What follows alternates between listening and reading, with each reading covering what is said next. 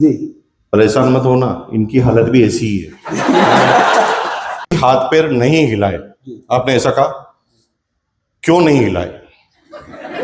अभी माहौल नहीं मिला सर उस तरह का। अच्छा, तो माहौल क्यों नहीं मिला?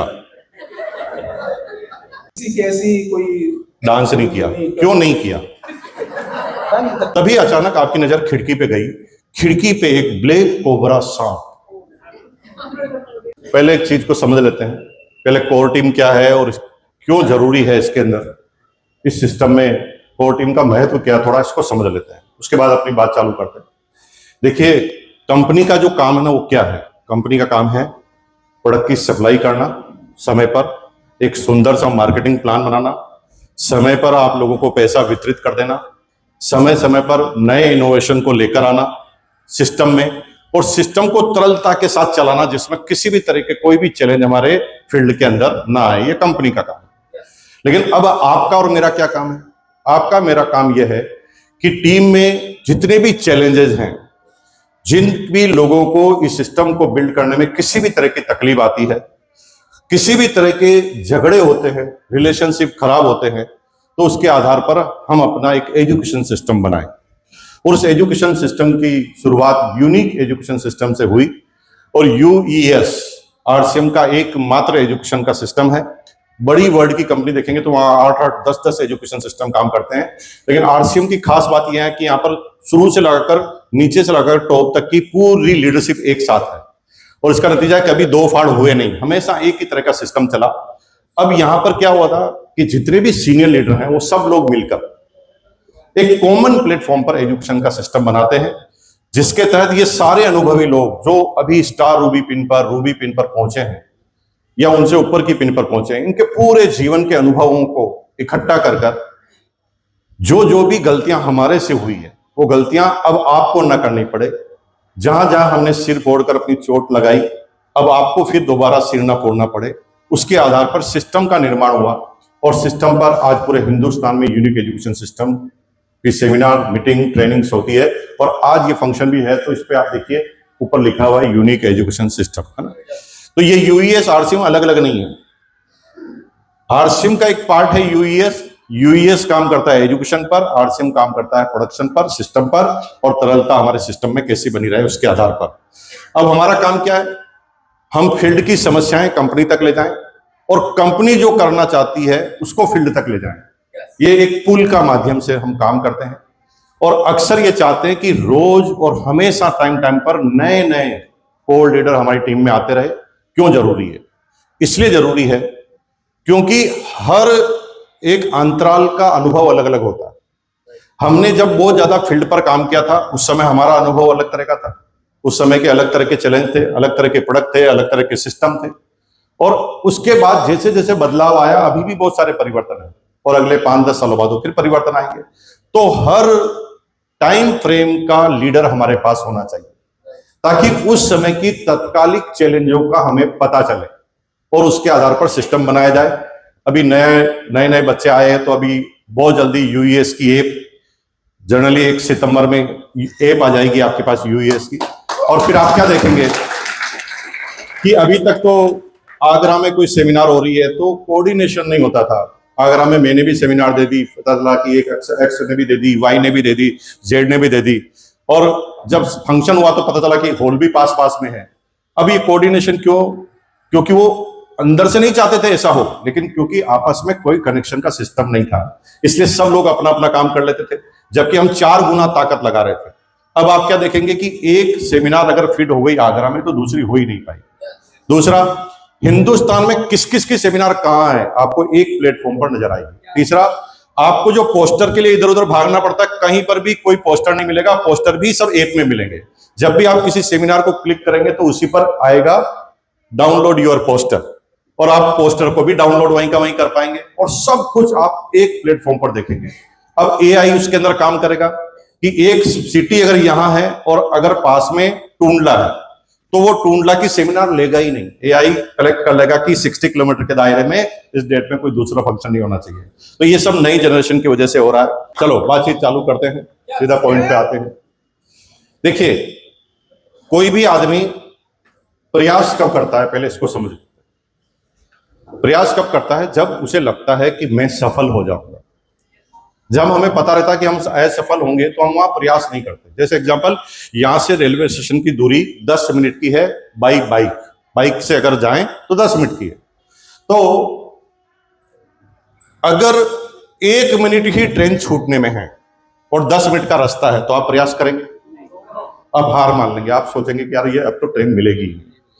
लेकिन 10 मिनट है और 9 मिनट, तो आप फिर भी प्रयास करेंगे, क्योंकि आप कहेंगे मैं थोड़ा अपनी क्षमताओं से तेज काम करूंगा और मैं वहां पर पहुंच जाऊंगा।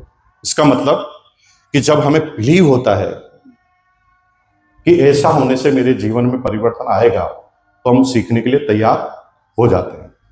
तो सबसे पहले आपके दिमाग को मैं खोलना चाहता हूं। किस तरीके से? किसी को लगता है कि यार मुकेश कोठारी कुछ चंद लोग ही होते हैं, सुरेंद्र वत्स जी, जो इतने कामयाब हो जाते हैं, शायद इनके अंदर भगवान ने कुछ स्पेशल गुण भेजे होंगे। रामकिशन जी अगर स्टार रूबी पे पहुंच गए, तो ये हमारे दिमाग की एक फितरत है।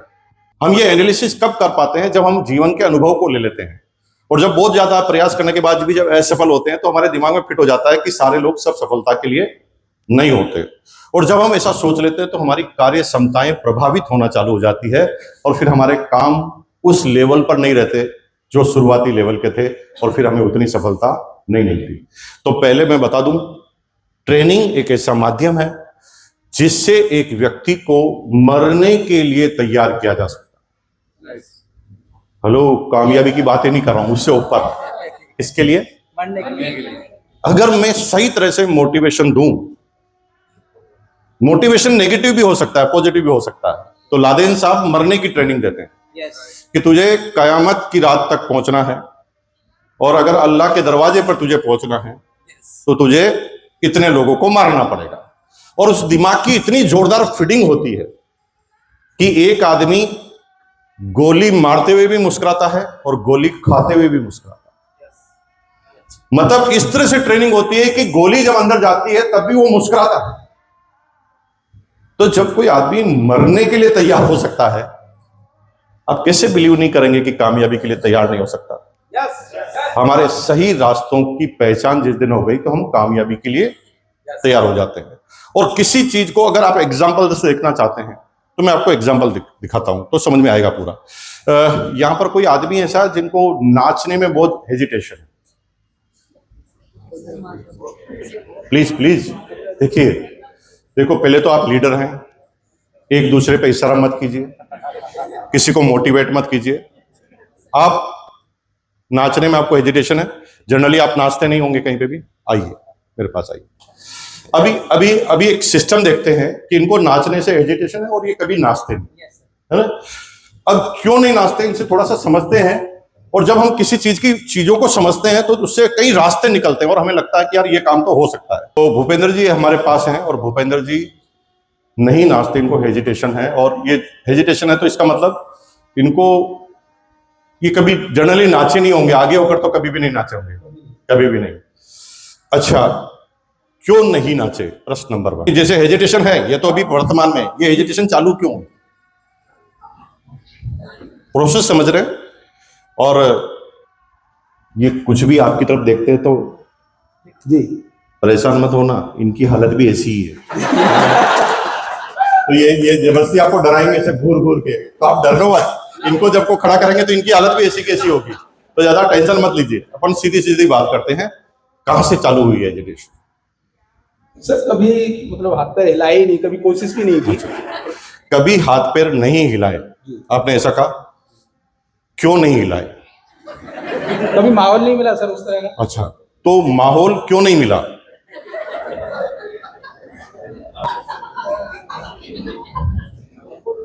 असल में परिवार में भी किसी की ऐसी कोई डांस नहीं किया, क्यों नहीं किया? तक को नहीं किया। आंसर लास्ट है, पता नहीं। और आपका भी अंतिम आंसर यही है, कुछ पता नहीं। जब उसको थोड़ा खोदूंगा ना मैं, तो लास्ट में आपको कुछ पता नहीं। भाई साहब ये क्या प्रश्न कर रहे हो? बस नहीं नाचा तो नहीं नाचना यार भाई, इतना क्यों लंबा खींच रहे हो बात को, है ना? सबके दिमाग में यही चलता है किसी भी काम को करने से पहले। अगर मैं आपको आरसीएम से कहूं तो आपको लगता है कि यार मेरे से जो ज्यादा आदमी मिलेंगे नहीं, मैं ज्यादा बात नहीं कर पाऊंगा, लोग मुझे क्या कह देंगे, किस भावना से देखेंगे, लोग क्या कहेंगे, ये चाय बेचने आया है, शक्कर बेचने आया है, ये क्या काम है। इस तरह के आपके मन में बहुत सारे द्वंद्व, और वो काम करने से पहले एनालिसिस करवाते हैं और काम करने से पहले ही रोक देते हैं। जैसे मैं कहूं कितने लोग करोड़पति बनना चाहते हैं, तो कुछ लोग तो तुरंत हाथ खड़ा करेंगे, कुछ लोग ऐसे आधा हाथ खड़ा करेंगे। उनको थोड़ा कंफ्यूजन है कि बनेंगे कि नहीं बनेंगे, चलो खड़ा भी कर लेते हैं, दिख भी जाएगा तो ठीक, नहीं दिखेगा तो ठीक। कुछ लोग है ना हाथ निकालने वाले होते हैं, तभी उनका दिल कहता है तू बनेगा करोड़पति, शक्ल देखिए आईने में, और वो तुरंत वापस रख देता होगा, साला यार कोई कौन सा हाथ चल रहा हूं मैंने, हाथ खड़ा कर दिया तो अभी चक्कर पड़ जाएगा। मतलब वो खुद ही एनालिसिस करता रहता है, कुछ कहने वाला नहीं उसको। दुनिया में कोई साइंस नहीं, कोई किताब नहीं, कोई ऐसा फॉर्मूला नहीं जिससे ये पता चले कि कौन कर पाएगा कौन नहीं कर पाएगा। हम अपना ही खुद एनालिसिस कर लेते हैं। राइट। अब जिन लोगों को सही ट्रेनिंग मिल जाती है वो टॉप पे चले जाते हैं, जिन लोगों को ट्रेनिंग नहीं मिलती वो ज्यादा दिमाग होते हुए भी नीचे रहते हैं। अब दिमाग तो भगवान का है ना भाई, दिमाग तो भगवान का लेना देना है, दिमाग तो अल्लाह ताला का लेना देना है, दिमाग का किसी इंसान से क्या लेना देना। ये तो आपके गुणसूत्र का मामला है, किसी के अंदर दिमाग कम होता है, किसी के अंदर ज्यादा होता है, लेकिन दिमाग से टॉप पे चले जाओगे गलतफहमी में मत रहना। दिमाग तो झोपड़पट्टी में भी पैदा हो जाता है, लेकिन उसको माहौल नहीं मिलता, उसको वो ट्रेनिंग नहीं मिलती। एक आदमी थोड़ा पढ़ाई में कम होशियार है, लेकिन उसके पिताजी बहुत अमीर हैं, वो सीधा दून स्कूल में उसको डाल देते हैं। अब वहां पर क्या होता है, पढ़ाई में तो वो एवरेज है, लेकिन वहां पर उसे माहौल मिलता है। सारी दुनिया को बदलने की बात कर रहे होते हैं, कोई कह रहा सॉफ्टवेयर बनाएंगे, कोई कहता चांद पर जाएंगे, कोई कहता दुनिया को बदल देंगे, तो वो शुरू से ही बड़ा सोचना चालू कर देता।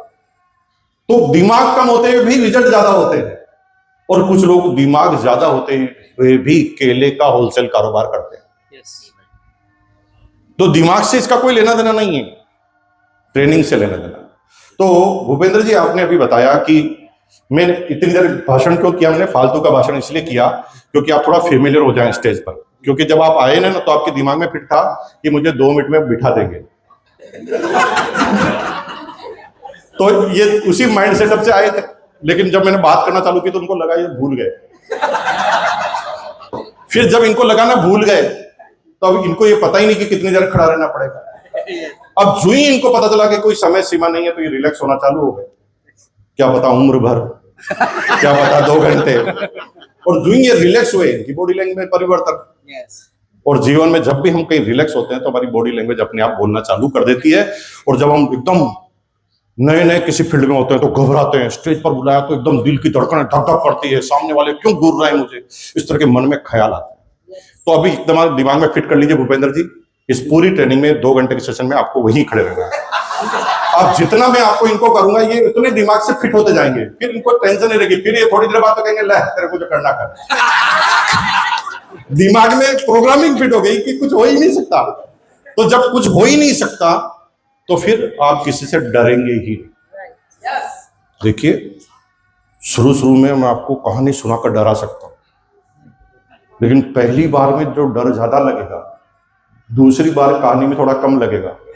अब आपकी आदत ही पड़ जाए कि रोज कहानी सुने, तो फिर आप रूटीन में आते हैं। फिर कोई डर वाले भी कहानी सुनाए तो आप कहते हैं चल मैं खाना खाना चालू करता हूं, तू चालू कर। क्योंकि वो रूटीन का काम हो गया। और जब रूटीन चालू हो जाता है लाइफ में तो ये डर वर सब अपने आप निकल जाते हैं। भूपेंद्र जी आपने कहा कि आपने कभी डांस नहीं किया, एक हेजिटेशन थी और आपको मौका ही नहीं मिला। यूं समझ लीजिए कि ऐसा कोई माहौल नहीं बना, ये सब कुछ बना हुआ था। जब आप सोच रहे तो मौका नहीं मिला था, उस समय आपके घर का कोई ना कोई आदमी नाच रहा था। जब आपने कहा कोई मौका नहीं मिला, तब दुनिया के सारे काम कोई रुके हुए नहीं थे, सब चालू थे। बस आप अपने दिमाग की बत्ती को ऑन नहीं कर पाए और आप नाच नहीं पाए। सीधा सीधा उत्तर है कि आपने शुरुआत नहीं की, इसलिए हुआ ही। अब मैं आपसे कहूं कि नाचो तो आप कहेंगे यार भाई साहब नाचना तो आता ही नहीं है, क्या करें। तो मैं आपको थोड़ा ट्रेन करता हूं, कैसे करते हैं